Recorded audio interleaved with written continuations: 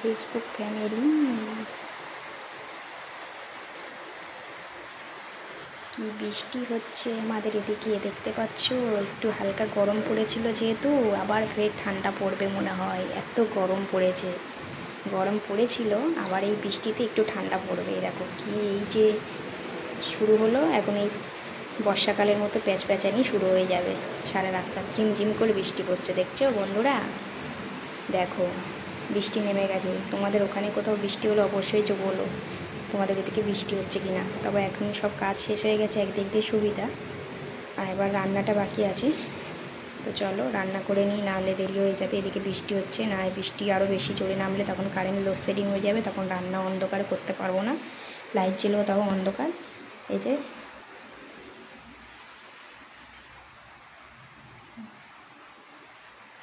যে কাটাকাটি চলছে। এই যে এইটা দেখতে পাচ্ছ, পুকুরে ট্যাংরা মাছ, মানে পুকুর ট্যাংরা মাছ পুকুরেও এমনি খালেও নদীতেও পাওয়া যায়, কিন্তু এটা একদম পুকুরে ট্যাংরা মাছ। মানে পুকুর থেকে, পুকুর যেহেতু ছেঁচানো হয়েছে, তো পুকুরের ট্যাংরা মাছ দু রকমের মাছ আছে, ট্যাংরা মাছ আর ন্যাদোস মাছ, একদম পুরো দেশি মাছ। এইটা যেহেতু আমার বোনের শ্বশুরবাড়ি থেকে দেওয়া, মানে আমার বাবা গ্রামে গেছিলো, তো গ্রাম থেকে আমার বোনের শ্বশুরবাড়ি থেকে দিয়েছে। আর এই যে ট্যাংরা মাছের জন্য আলু, পেঁয়াজ, টমেটো, কাঁচা লঙ্কা কেটে রেখেছি, আর শাক ওদিকে বাছা চলছে।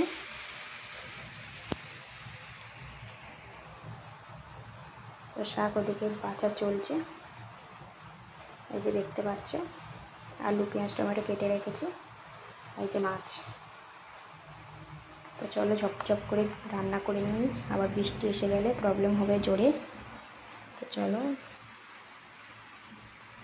কড়াই বসিয়ে দিয়েছি, কিছু বসানো হয়নি, সব এই যে কেটে কুটে একেবারে রেডি করে নিয়েছি।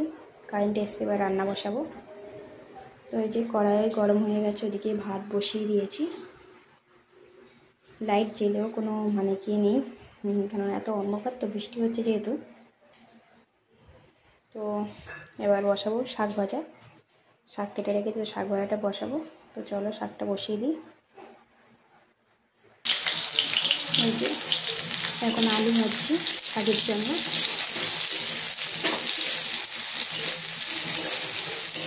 একটু হলুদ দেবো, আর সামান্য হলুদ দেবো, নুনটা যেরকম লাগে সেরকমই দেবো।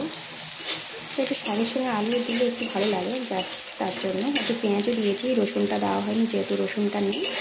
তো শাকের সঙ্গে রসুন দিলে বেশ একটু টেস্টি হয়।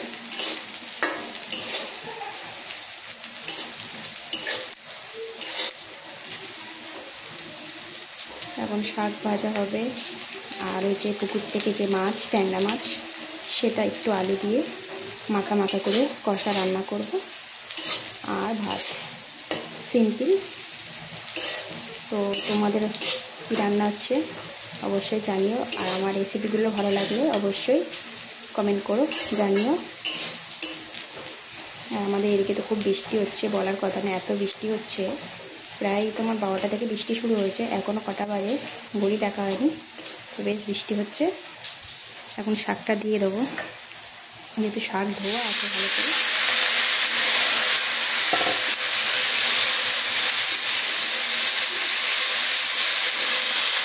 শাক ভাজা রেডি হয়ে গেছে। আর এই যে বাটিটা দেখতে পাচ্ছ বন্ধুরা, এটা না কালকে 4টে একই সাইজ বাটি কিনে আনা হয়েছে, মানে খুব সুন্দর লাগছে। এক একটা 25 টাকা করে নিয়েছে, কিন্তু খুব সুন্দর হয়েছে। তো চলো এখন শাক ভাজাটা এর মধ্যে নামাবো। এই যে রেডি শাক ভাজা। আর আমাদের তো জানো এই ফোনের টর্চেই মানে ধরা হচ্ছে, যদি লাইটিং একটু কম আছে, তো একটু কড়াটা ধরে গেছে। শাকটা নামিয়ে নিই, শাকটা হয়ে গেছে। এবার মাছটা ভাজা বসাবো, কড়াটা ভালো করে ধুয়ে। তো ভাতটা ওদিকে হোক।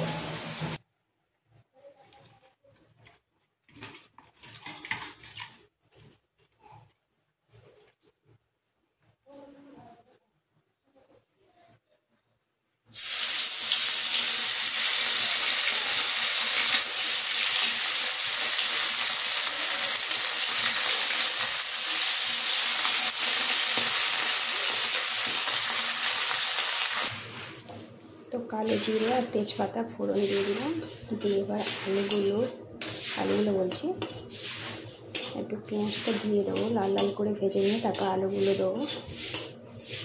আর কড়াতে একটু পুড়েই গেছে, যেহেতু শাক ভেজেছি একটু ধুয়ে নিয়েছি, আবার মাছও ভেজেছি, তো একটু কড়াতে একটু পুড়ে গেছে। তো যাই হোক, একটু তেল দিতে হবে, তেজপাতাগুলো হোক। তো পেঁয়াজগুলো লাল লাল হয়ে গেছে, এবার আলুগুলো দেবো। আলুগুলো দিয়ে ভালো করে ভাজাভাজি করে নেবো, নিয়ে টমেটোটা দেবো আর যা যা মশলা দেওয়া সবই দেবো। এদিকে যে মাছগুলো ভাজা করে নিয়েছি, ভেজে পুরো লাল লাল করে ভেজে নিয়েছি। আর ছোটো মাছ তো, পুকুরের মাছ তো, খেতে খুব সুন্দর এবং স্বাদের হয় টেস্টি করে রান্না করলে। তো এদিকে সব কাজ কমপ্লিট, শাক ভাজাও কমপ্লিট, আর এদিকে ভাত ফুটছে, ঝোল রেডি, পাতলা করে আলু দিয়ে মাছের ঝোল রেডি।